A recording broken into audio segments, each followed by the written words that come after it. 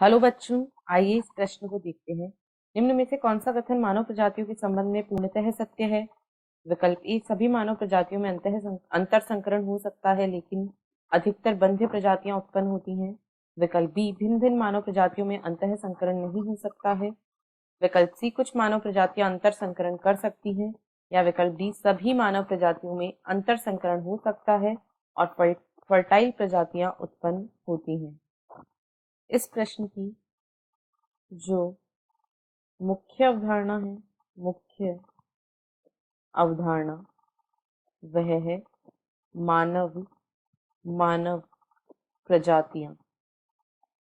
यहाँ पर हम देखेंगे कि मानव प्रजातियों के संकरण से संबंधित कौन सा कथन यहाँ सत्य है।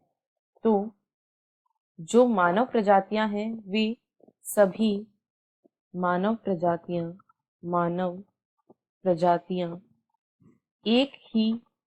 सभी मानव प्रजातियां एक ही मानव जाति जिसे होमो सैपियंस कहा जाता है, एक ही मानव जाति की ये सभी जो मानव प्रजातियां हैं ये एक ही मानव जाति के उप विभाग या अंश हैं। सभी मानव प्रजातियां एक ही मानव जाति होमो सैपियंस के उप विभाग या अंश हैं और जो एक ही जाति के सदस्य होते हैं उनके मध्य अंतर संकरण हो सकता है।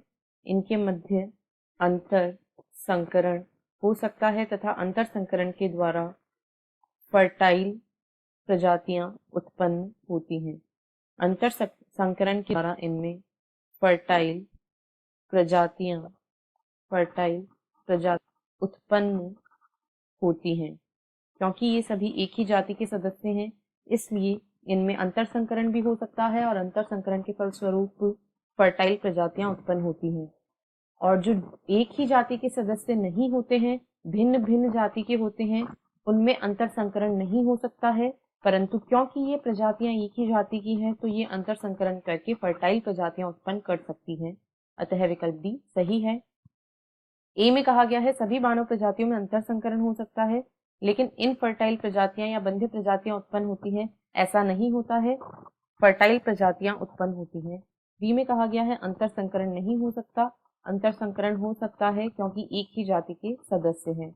और सी में कहा गया है कुछ मानव प्रजातियां अंतर संकरण कर सकती हैं, तो नहीं, सभी मानव प्रजातियों में अंतर संकरण हो सकता है। आशा है आपको प्रश्न समझ आया होगा। धन्यवाद।